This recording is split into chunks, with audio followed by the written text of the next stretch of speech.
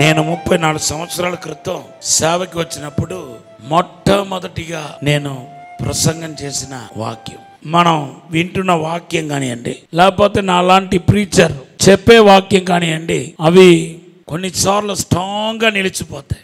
నేను దేవుని దగ్గర సరి అయిన వాటిని అడగాలి అని మీకు తెలిసి ఉండాలి. కొన్నిసార్లు మనం అడిగినప్పుడు దేవుడు మనకు జవాబు ఇవ్వట్లేదు.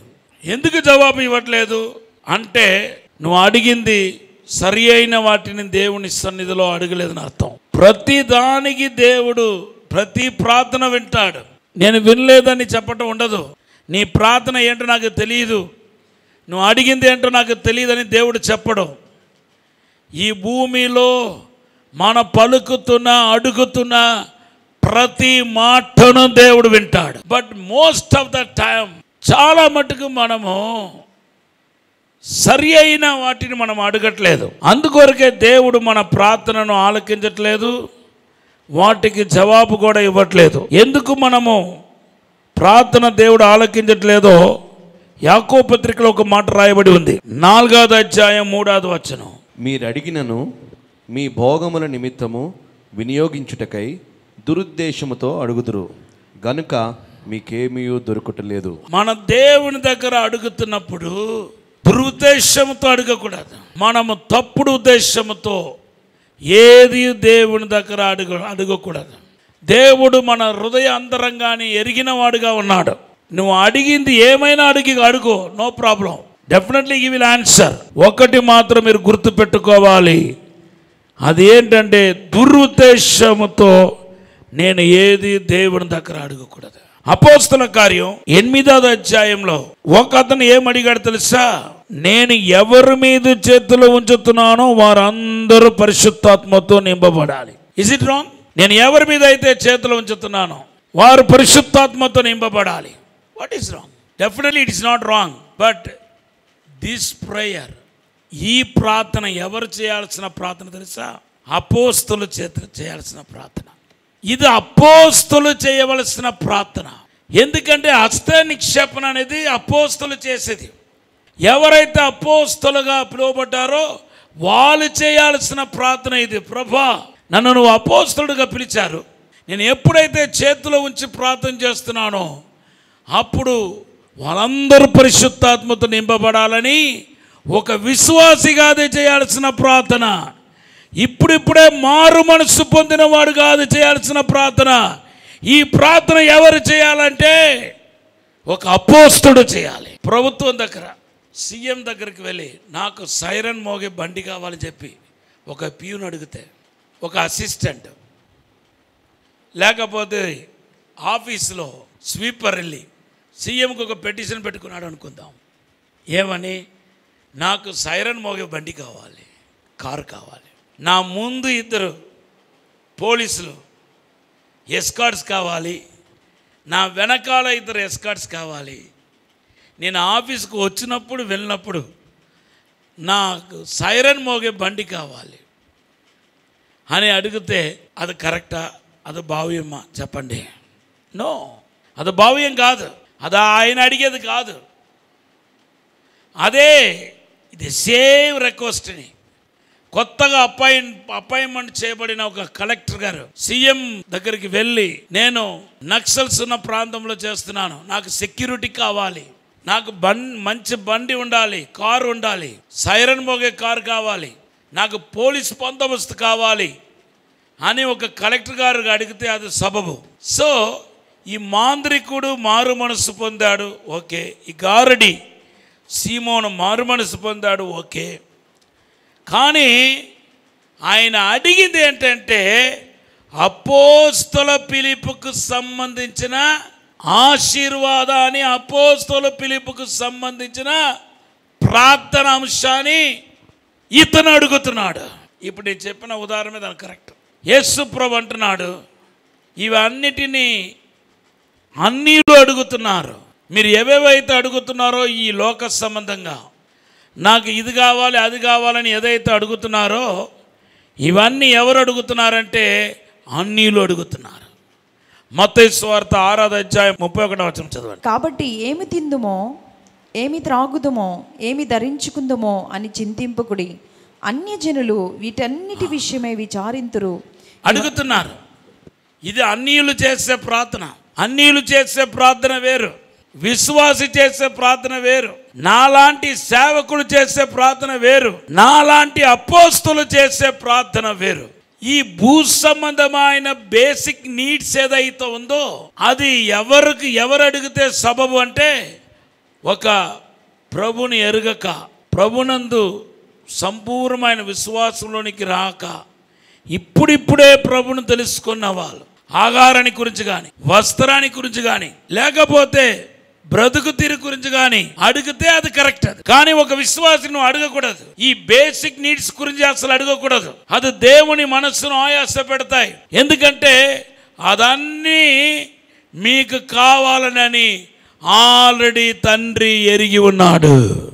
యేసుప్రభు పునరుద్ధానం పొంది శిష్యుల దగ్గరకు వచ్చేసరికి శిష్యులు లేరు, చేపలు పట్టడానికి వెళ్ళిపోయారు. వాళ్ళు ఎప్పుడో నుండి సముద్రంలో చేపలు పట్టడానికి వెళ్ళారని ప్రభు గ్రహించి, ఎక్కడ వాళ్ళు వస్తే ఆకలితో వస్తారో ఏమో అని ప్రభు ముందుగానే గ్రహించి యోవాను సువార్త 21:9 వాళ్ళకు కావాల్సిన ఇష్టమైన ఆహారాన్ని యేసు సిద్ధపరిచాడు. వారు దిగి దరికి రాగానే అక్కడ నిప్పులు, వాటి మీద ఉంచబడిన చేపలను రొట్టెయు కనపడెను. కారు నిప్పుతో కాల్చబడిన చేపలు, అలాగే రొట్టి. మరలా వాళ్ళు యేసుప్రభు వారు వాళ్ళకి అయిష్టమైన ఫుడ్ను కూడా సిద్ధపరచలేదు, ట్రెడిషనల్ ఫుడ్ను సిద్ధపరుస్తున్నాడు.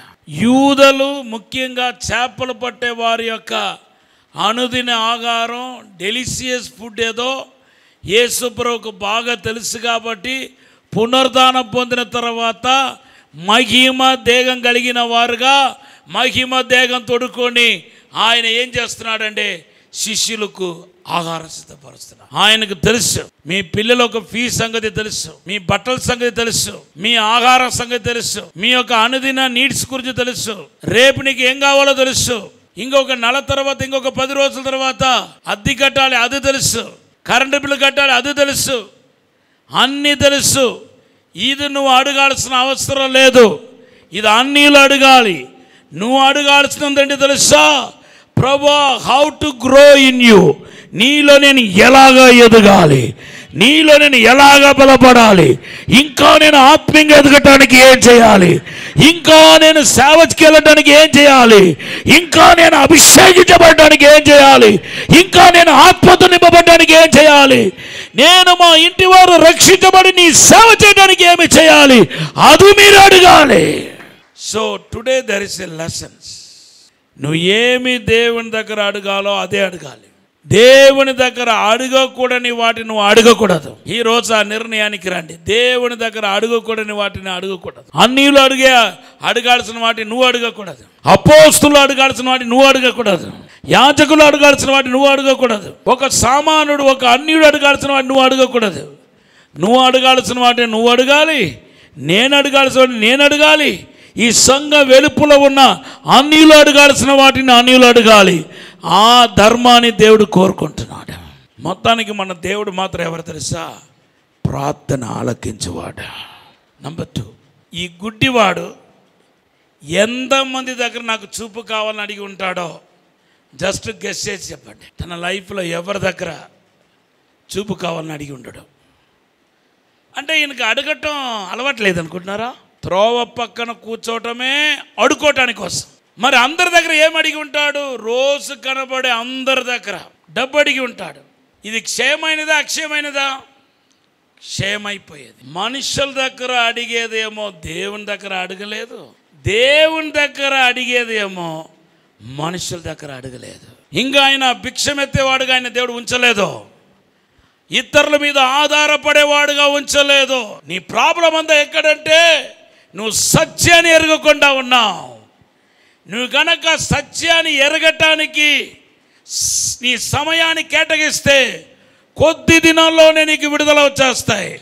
నువ్వు అనుకుంటున్నావు ఎలీషా లాంటి ప్రవక్తలు రావాలి, నా మీద చేతులు పెట్టాలి, నాకు ప్రవచనం చెప్పాలి, నాకు దర్శనం చెప్పాలనుకుంటున్నావు. నో, నేను చెప్తున్నాను, నువ్వు సత్యమును గ్రహిస్తే, సత్యాన్ని గ్రహించడానికి సమయం కేటాయిస్తే ఖచ్చితంగా నీకు విడుదల కలుగుతాయి. నేను ఎప్పుడు నా వ్యక్తిగత అవసరాల కోసం ప్రార్థన చేయను. నాకు తెలుసు దేవుడికి నాకు ఏం కావాలో తెలుసు. మనుషుల దగ్గర అడిగే వాటిని నేను దేవుని దగ్గర అడగను. మీరు మనుషుల దగ్గర అడిగే వాటిని దేవుని దగ్గర అడిగితే దేవుని మనుషుల్ని ఏం చేస్తున్నారంటే సమానం చేస్తున్నారు. మనుషులను దేవుని సమానం చేయవద్దు. దేవుని కుమారుని యేసుక్రీస్తు సృష్టికర్త, మనిషి సృష్టికర్తను సృష్టిని సమానం చేయలేము. మన ఇండియా దేశంలో జరిగే పెద్ద పొరపాటు ఏంటంటే మనుషుల్ని దేవుడిగా పూజించటం పెద్ద పాపం. మనిషిని మన దేవుడిగా పూజించలేము. దేవుడికి ఇవ్వాల్సిన ఘనతను, దేవుడికి ఇవ్వాల్సిన మహిమను మనిషికి ఇవ్వలేము. దేవుడే, ఆయన ఆల్ఫా ఒమేగా ఉన్నాడు. ప్రభు అంటున్నాడు, I will not give my glory to man. నా మహిమను ఏం చేయనంటే మనుషులకు ఇవ్వను. అత్తుమీరి మనం ఇచ్చినప్పుడు శాపం. అందుకొరకు మన దేశం, ఏ దేశంలో లేని శాపం వెంటాడుతుంది. కనిపించదంతా దేవుడిలాగా మనం పూజ చేస్తున్నాం. ఇది మర్చిపోవద్దు. ఈరోజు మీరు చేయాల్సిన ప్రార్థన ఏంటంటే, మీ బంధుమిత్రులందరిలో ఎవరైతే సృష్టిని ఆరాధిస్తున్నారో వారి నిమిత్తం మీరు క్షమాపణ ప్రార్థన చేయాలి. 10 ఆజ్ఞల్లో మొదటి 3 ఆజ్ఞలు, ఆ 10 ఆజ్ఞల్లో మనం చూస్తే 3 ఆజ్ఞలు దేవుణ్ణి సృష్టికర్తగా చూడమని మనకు అవగానిస్తుంది. దేవుడైన యెహోవా తప్ప మరి ఏ ఒక్క దేవుని మనం ఆరాధించకూడదు, ఎవరిని సమానంగా ఎంచకూడదు. అది దేవునికి హేయము, దేవుని ఆయాస పెట్టే కార్యం. సృష్టికర్త మాత్రమే నూతనమైన కార్యాన్ని చేయగలుగుతాడని, నూతనమైన అవయాలు ఇవ్వగలుగుతాడని ఆయన నమ్మాడు. అందుకొరకే హి never open his mouth to the human being. అది మనిషి వచ్చేమో, మనిషి ఇవ్వగలగరేమో, కానీ చూపు మాత్రం ఎవరు ఇవ్వలేరు. కాబట్టి ఆయన సృష్టికర్త వచ్చేదాకా, సృష్టించేవాడు వచ్చేదాకా ఈ విషయాన్ని బయట పెట్టలేదు. సృష్టికర్త కోసం, సన్ ఆఫ్ డేవిడ్ కోసం, సన్ ఆఫ్ గాడ్ కోసం అనేక దినాలు కనిపెడతా వెయిట్ చేస్తూ ఉన్నాడు, తొందరపడకుండా. ప్రతి వాళ్ళకు ఒక టైం ఉంది. నా టైం వచ్చినప్పుడు నేను బ్లెస్ అయిపోతాను, మీ టైం వచ్చినప్పుడు మీరు బ్లెస్ అయిపోతారు, మీ టైం వచ్చినప్పుడు మీరు కూడా, మీ రౌండ్ వచ్చినప్పుడు మీరు బ్లెస్ అయిపోతారు. దాని ఆపట ఎవరి తరం కాదు. నువ్వే రెడీగా లేకపోయినా దేవుడు నీ సమయం వచ్చినప్పుడు నిన్ను ఆశీర్వదించే తీరుతాడు, నిన్ను పైకి హెచ్చించే తీరుతాడు. నీకు మేలు కలుగుతాయి, నీకు అద్భుతం జరుగుతాయి, నీకు విడుదల కలుగుతాయి, నిన్ను హెచ్చించే తీరుతాడు దేవుడు. యెషయా 42, 8, 9 వచనాలు చదవండి. యెహోవాను నేనే, ఇదే నా నామము, మరి ఎవ్వనికి నా మహిమను నేను ఇచ్చువాడును కాను, నాకు రావాల్సిన స్తోత్రమును విగ్రహములకు చెందనీయను. ఎంత ఖరాగట్టుగా దేవుడు మాట్లాడుతున్నాడో చూడండి. నా మహిమను ఎవరికి ఇవ్వను, చివరికి నా రూపములో మీరు ఏ విగ్రహాలు చేసుకున్నా దాన్ని కూడా ఇవ్వను అంటున్నాడు. నిర్గమకాండం 20:7 ఈవన్ అన్న నామాన్ని నువ్వు ఏం చేయకూడదంటే వ్యర్థంగా ఉచ్చరించకూడదు. ఈ దేవుడైన యెహోవా నామమును వ్యర్థంగా నుచ్చరింపకూడదు. యెహోవా తన నామమును వ్యర్థంగా నుచ్చరింపు వారిని నిర్దోషిగా ఎంచడు. దేవుని దగ్గర అడగాల్సిన వాటిని దేవుని దగ్గర అడిగి ఊరుకోవాలి. ఇంకా మరలా దేవుని దగ్గర అడగాల్సిన వాటిని దేవుని దగ్గర అడిగి మరలా మనుషుల దగ్గరికి అడిగితే నీకు విశ్వాసం లేదని ఒక అర్థం. రెండోది అర్థం ఏంటంటే దేవుని నువ్వు తక్కువ అంచనా వేస్తున్నావు, క్రించపరుస్తున్నావు అని అర్థం. ఎలాగైతే పిల్లలు యెహోవా ఇచ్చిన స్వాస్యమో అలాగే ఒక వ్యక్తికి, ఒక పురుషుడికి ఒక స్త్రీని నియమించటం యెహోవా క్రియ. దీనా అని ఒక స్త్రీ గురించి రాయబడి ఉంది ఆదికాండం 34 తనకు తానే ఒక మంచి వ్యక్తి కావాలని చెప్పి బయలుదేరింది. వాళ్ళ నాన్న ఉండగా, వాళ్ళ నాన్న ఆరాధించే యాకోబు దేవుడు ఉండగా, ఆయన సహోదరులు ఉండగా దేవుని లెక్క చేయలేదు, అక్కడ ఉన్న తండ్రిని లెక్క చేయలేదు.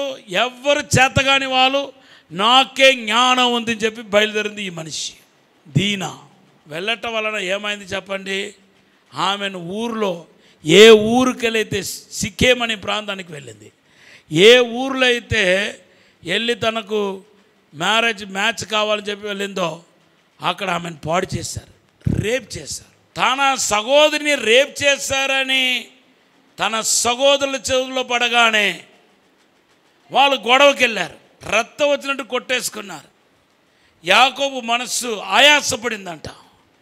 అలాగైతే దేవుడు ఎంత దుఃఖపడి ఉంటాడో ఒకసారి చూడండి. కొన్ని దేవుడు స్వేచ్ఛగా కొన్ని కార్యాలు చేసుకుంటూ పోతాడు, ఇంకా వదిలేయాలి ఆ కార్యాన్ని. దానిలో ఒక్కటే వివాహం, బలవంతం చేయకూడదు, విడిచిపెట్టాలి దేవునికి. ఆ టైం వచ్చినప్పుడు తగిన కాలంలో దేవుడు తన అద్భుత కార్యాన్ని చేస్తాడు, తగిన కాలంలో దేవుడిని ఆశీర్వదిస్తాడు, తగిన కాలంలో నీ పిల్లలకు దేవుడు శుభకార్యం చేస్తాడు, తగిన కాలంలో నీ కుటుంబంలో మేలు జరుగుతాయి, ఆశీర్వాదం కలుగుతాయి. దేవుని దగ్గర అడగవలసిన వాటిని మనుషుల దగ్గర అడిగి మనిషిని దేవుని ఏకం చేయలేదు. మూడవది ఏంటంటే తెలుసా? ఒక మంచి ఆత్మీయుడికి ఉండాల్సిన మనుషులు మంచి సలహాలు ఇచ్చినప్పుడు వినటం. దేవుని కార్యానికి వ్యతిరేకంగా, ఆత్మీయ కార్యానికి వ్యతిరేకంగా సలహాలు ఇస్తే దాన్ని ధైర్యంగా తుణీకరించటం. నీ ఆత్మీయ జీవితానికి వాళ్ళు ఏం గొప్పవాళ్ళు కాదు, నీ పెద్దోళ్ళే, నీ వయస్సులో పెద్దలు కానివ్వండి, లేకపోతే మీ అనుభవంలో గొప్పవాళ్ళు కానివ్వండి, మంచి జ్ఞానం మీ జ్ఞానంలో గొప్పవాళ్ళు కానివ్వండి, ఈవెన్ ఆత్మీయతలో గొప్పవాళ్ళు కూడా కానివ్వండి. దేవుని విషయంలో ఏదైనా నీకు రాంగ్ అడ్వైస్ ఇస్తే కనుక, అడ్డుగా వస్తే కనుక దాన్ని ధృవీకరించే ధైర్యం నీకు ఉండాలి. అప్పుడు నువ్వు ఆత్మీయ జీవితంలో ముందుకు వెళ్ళగలుగుతావు. కొట్టండి గట్టిగా, చెప్పండి, దినపరచండి. హల్లెలూయా. దేన్ని ఎదిరించాడు? దేవుని నామానికి స్తోత్రం. ఈయన కోరిక, ఈయన అడిగింది న్యాయమా కాదా? దావీదు కుమారుడా నన్ను కరుణించము. What is wrong? What is wrong? దావీదు కుమారుడా నన్ను కరుణించమని అడుగట వాట్ ఈజ్ రాంగ్? బహుశా ఈ గుడ్డివాడు అడిగింది తప్పు అనుకుంటున్నారు శిష్యులు. వేరే ఎవరైనా ఇదే ప్రార్థన చేసి ఉంటే కనుక they might have encourage dum. After all this blind man, how can you will ask son of David mercy upon me? How can the person can ask? How can the blind man can ask? ఈ గుడ్డివాడు అడగడానికి what he has rights to ask, what he has rights to approach the creator. సృష్టికర్త అయిన యెహోవాను approach అవడానికి ఈయనకి ఏముందని, ఎవరు ఈయనకు ఆ ధైర్యం ఇచ్చారు? లెట్ హిమ్ స్టాప్ అని స్టాప్ చేసింది ఎవరంటే శిష్యులు, అపోస్తలు. They might have apostle of God, but when they are giving wrong counsel, wrong advice, no matter who they are, you should not listen to them. You should not listen to them. అపోస్తలు కానీ, బిషపే కానీ, పాస్టరే కానీ, నీ వయస్సులో గొప్పవాళ్ళు కానీ, ఎప్పుడైతే Bible వాక్యానుసారం కానీ అడ్వైస్ నీకు ఇస్తున్నారో, వాక్యానుసారం కానీ ఆలోచన మీకు ఇస్తున్నారో, దాన్ని ఎదిరించే, దాన్ని త్రోసివేసే ధైర్యం ఎప్పుడు నీకు వస్తుందో అప్పుడు నువ్వు నెక్స్ట్ లెవెల్కి వెళ్ళిపోతున్నావు అర్థం. అందరిలో, ప్రతి మానవుడిలో స్వార్థం అనేది ఉంటుంది. కాబట్టి సేవకుల్లో కూడా కాస్త కోస్త స్వార్థం ఉంటుంది. వాళ్ళు ఆ స్వార్థాన్ని మనసులో పెట్టుకొని నిన్ను రాంగ్ గైడెన్స్లోనికి, రాంగ్ డీడ్స్లోనికి నడిపిస్తూ ఉంటే దాన్ని నువ్వు ఏం చేయాలంటే దేవుడు ఆలోచన కింద కాదని తెలిసిన తర్వాత దాన్ని బోల్డ్గా ఎదిరించే ధైర్యం నీకు కావాలి. ఆత్మీయతకు వ్యతిరేకంగా వచ్చిన కార్యాన్ని తుణీకరించే ధైర్యం వీళ్ళలో ఉంది. కాబట్టి దేవుడు ఆయన పిలిపించుకున్నాడు. యేసు తన దగ్గరికి పిలిపించుకున్నాడు. ఆయన ముట్టడానికి ఇష్టపడ్డాడు. ఈవెన్ ఆయన వెంబడించడానికి కూడా ఓకే అన్నాడు. ఒక ఆత్మీయుడు తెలుస్తుంది, సడన్ పర్సన్, సడన్ సేవకుడు ఆత్మీయుడు అని నీకు అర్థమవుతుంది, లేకపోతే ఆయన ప్రార్థన ద్వారా నువ్వు బలపడుతున్నావని అర్థమవుతుంది. దాన్ని ఆపడానికి ఎవరు సరిపోతారు? వెళ్ళి కూర్చొని ఒక ఆత్మపూర్ణమైన దైవజనుడి నోటి నుండి దేవుని వాక్యం వినటం రాంగా? మన రాంగ్ అని ఎలా చెప్పగలుగుతాం? ఇటువంటి కార్యాన్ని ఎదిరించే మనస్సు మీకు ఉండాలి. అపోస్తల కార్యం 4:13 చదవండి. వారు పేతురు యోహానుల ధైర్యంను చూచినప్పుడు వారు విద్య లేని పామురులని గ్రహించి ఆశ్చర్యపడి వారు యేసుతో కూడా ఉండిన వారిని గుర్తిరిగిరి. స్వస్థత హల్లెలూయా. యేసుతో ఉన్న వారికి గుర్తు ఏంటంటే ధైర్యం, బోల్డ్నెస్. ఎంత ఎక్కువ మనం ప్రార్థనలో ఉంటున్నామో అంతంతకు స్పిరిచువల్ స్టాండ్ ఉంటుంది. మనం భయపడం. మనం ఎవడో ఏదో చెప్తున్నాడని అస్సలు భయం మన స్పిరిట్లో తెలియదు. నీ ప్రాణాన్ని, శరీరాన్ని చంపేవారికి భయపడకండి, మీ ఆత్మను చంపేవారికే భయపడండి. దేవుడు ఇచ్చింది దేవుడికి వాడుకుంటున్నాడు. దేవుడు ఇచ్చిన వాటిని దేవుడికే వాడుకుంటున్నాడు. మార్కు సువార్త 10:52. ఎందుకు యేసు నువ్వు వెళ్ళుము, నీ విశ్వాసము నేను స్వస్థపరచును.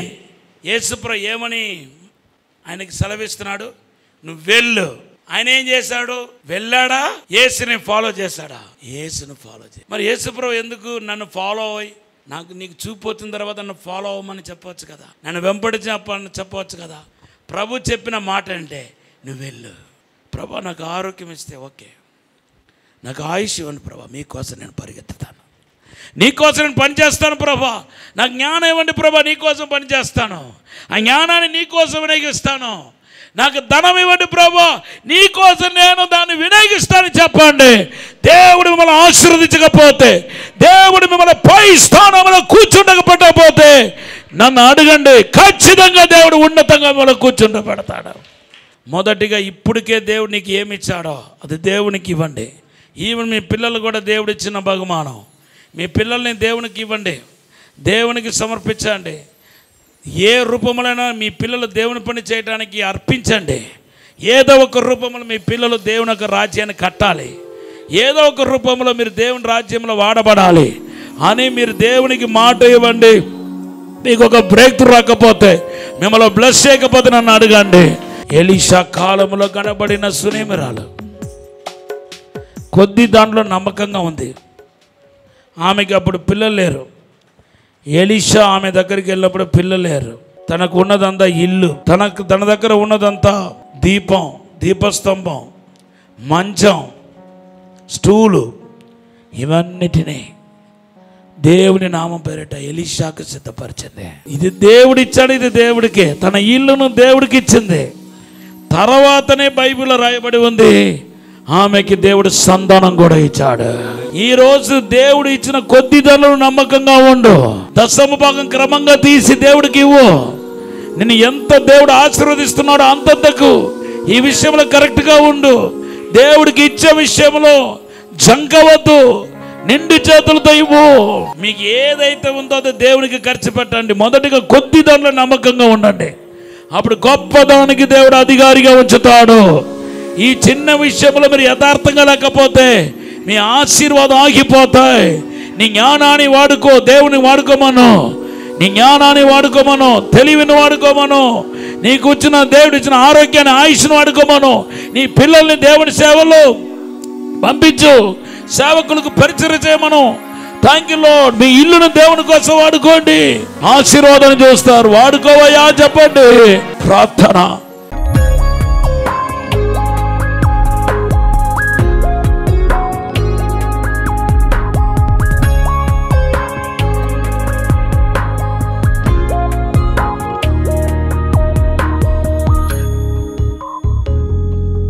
పరిశుద్ధము నమ్మకమైన పరలోక తండ్రి, నీకు వందనాలు, స్తోత్రాలు ప్రభా.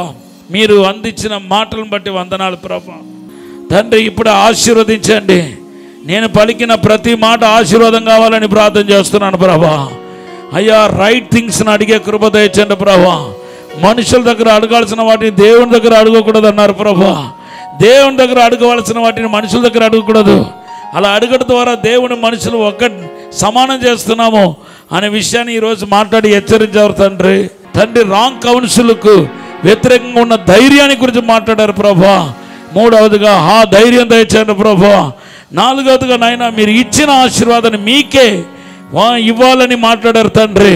ఈ 4 విషయంలో నాయన నీకు నామకంగా ఉండే కృప దయచేయండి. యేసు నామములో బ్రేక్ త్రూ దయచేయండి. యేసు నామములో ఆశీర్వాదం దయచేయండి. నీ మహిమ ఆవరించనుగాక. యేసు నామములో విడుదల కలిగినగాక. యేసు నామములో అద్భుతం జరిగినగాక. ఇప్పుడు దీవించండి, స్వస్థపరచండి, ముట్టండి ప్రభా. యేసు నామములో అడిగి వేడుకుంటున్నాము తండ్రి. ఆమేన్. విజయవాడలో దహించు అగ్ని ఆశీర్వాద అభిషేక కూడిక సెప్టెంబర్ 1వ తేదీన ఉదయం 10 గంటల నుండి ప్రారంభించబడును. ముఖ్య ప్రసంగికులు డాక్టర్ థామస్ గారు, దహించు అగ్ని మినిస్ట్రీస్, రాజమహేంద్రవరం. స్థలం చాంద్ కళ్యాణ మండపం, రైల్వే స్టేషన్ దగ్గర, పూర్ణానందపేట, విజయవాడ. మరిన్ని వివరాలకు 9032224646 మరియు 9032224747. ఇది కుటుంబ ఆశీర్వాద కూడిక. ఇక్కడ మేము మా కుటుంబాలను కట్టుకున్నాం. మరి మీరు? అయితే ప్రతి శుక్రవారం రాజమహేంద్రవరంలో జరిగే ఈ కుటుంబ ఆశీర్వాద కూడికలో పాల్గొనండి. ఈ కూడిక జరుగు స్థలం దహించు అగ్ని ఆడిటోరియం, నటరాజ్ థియేటర్, రాజమహేంద్రవరం. సికింద్రాబాద్ లో దహించు అగ్ని అద్భుత అసాధారణ కూడిక ప్రతి శనివారం సాయంత్రం 5 గంటల నుండి ప్రారంభించబడును. స్థలం SPG church ground, alpha hotel వెనుక, సికింద్రాబాద్. మరిన్ని వివరాలకు 9494940074 మరియు 75. రాజమహేంద్రవరంలో దహించు అగ్ని అభిషేక ఆదివారపు ఆరాధన ఇప్పుడు ప్రతి ఆదివారం ఉదయం 9:30 నుండి ప్రారంభించబడును. తప్పక పాలు పొందండి, దైవిక ఆశీర్వాదం పొందండి. స్థలం దహించు అగ్ని ఆడిటోరియం, నటరాజ్ థియేటర్, రాజమహేంద్రవరం. మీ ప్రార్థన అవసరతలకు 9494940072 మరియు 73. ఈ టీవీ కార్యక్రమాన్ని చూసి ఆశీర్వదించబడినట్లయితే దహించు అగ్ని టీవీ పరిచర్యకు మరియు బ్లెస్సింగ్ ల్యాండ్ కు సహకరించండి. దహించు అగ్ని trust current account number 357222444370, State Bank of India, main branch, Rajamahendravaram. My address doctor Thomas, దహించు అగ్ని మినిస్ట్రీస్, తుమ్మలోవా, రాజమహేంద్రవరం.